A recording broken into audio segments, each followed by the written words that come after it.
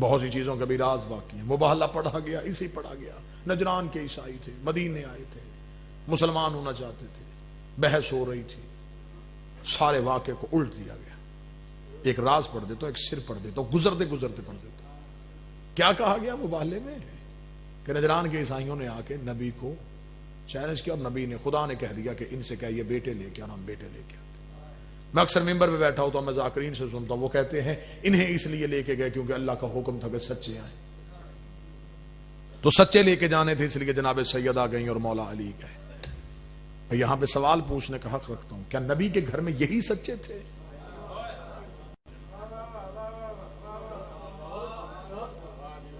کیا فضا سچی نہیں تھی؟ کیا سلمان سچا نہیں تھا؟ جس ابو ذر کے بارے میں کہا تھا کہ اس سے زیادہ سچا زمین نے اٹھایا نہیں، آسمان نے سایہ نہیں کیا. تو جو کام نوکر کر سکتے تھے،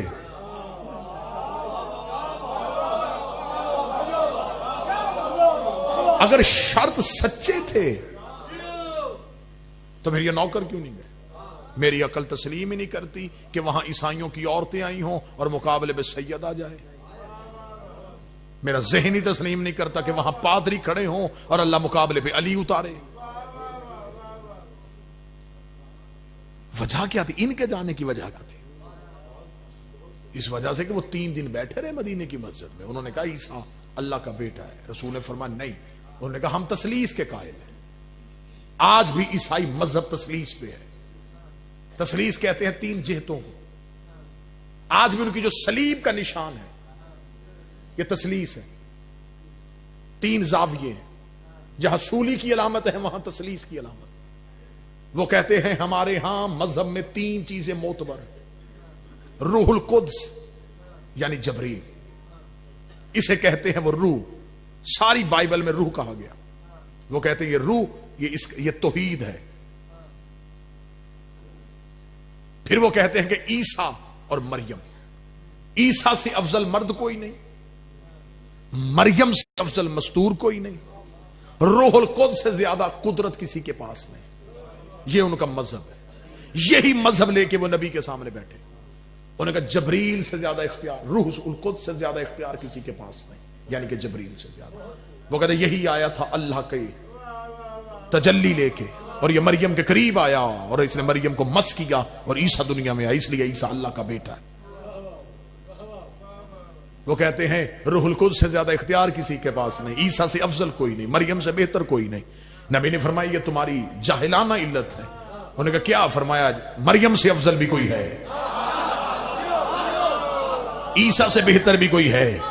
اس نے کہا ہم مان ہی نہیں سکتے، کیسے ہو سکتا ہے؟ مریم سے افضل کیسے کوئی، عیسیٰ سے بہتر کوئی کیسے ہے؟ آواز پروردگار آئی. اب انہیں قرآن پڑھ کے نہ سنانا. انہیں کہ پھر ایسے ہے تو ایسے ہی صحیح. یہ مریم لے کے آئے ہم زہرا لے کے آتے ہیں، یہ عیسیٰ لے کے آئے ہم حسنین لے کے آتے ہیں، یہ جبریل لے کے آئے ہم استاد جبریل لے کے آتے.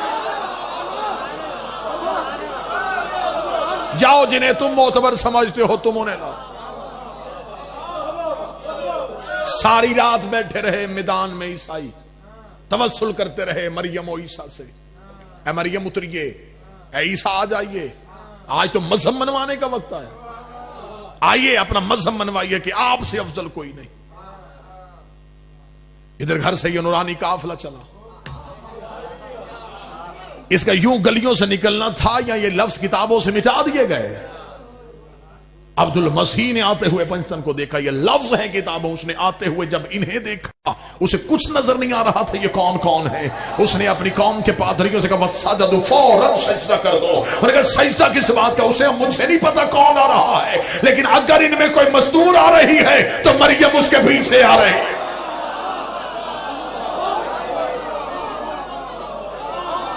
یوں پلو کو اٹھائے، یوں احترام میں مریم چل رہی ہے. اگر کوئی مرد آ رہا ہے تو عیسیٰ ان کی پپوش اٹھائے ہوئے ہے، نانا ان کے مقابلے پہ. اور یہ لفظ ہے تاریخ میں، اس نے کہا اگر وہ یہاں تک پہنچ گئے، یہ پیچھے کھڑا ہوا پہاڑ ان کے آنے کا انتظار کر رہا ہے. اب میرے کوئی اہل سنت بھائی بیٹھے ہیں، قرآن لاؤ ممبر پہ، خدا کہتا ثم نبتہل فنجعل لعنۃ اللہ علی الکاذبین، پھر جو جھوٹا ہوگا وہ لعنت لے کے جائے گا۔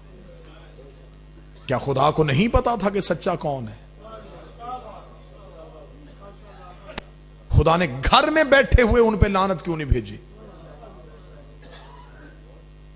اور پھر اگر خدا نے لعنت مباہلے کے میدان میں روکی تھی تو پھر خدا کو نہیں پتا تھا کہ عیسائیوں نے بحث نہیں کرنی؟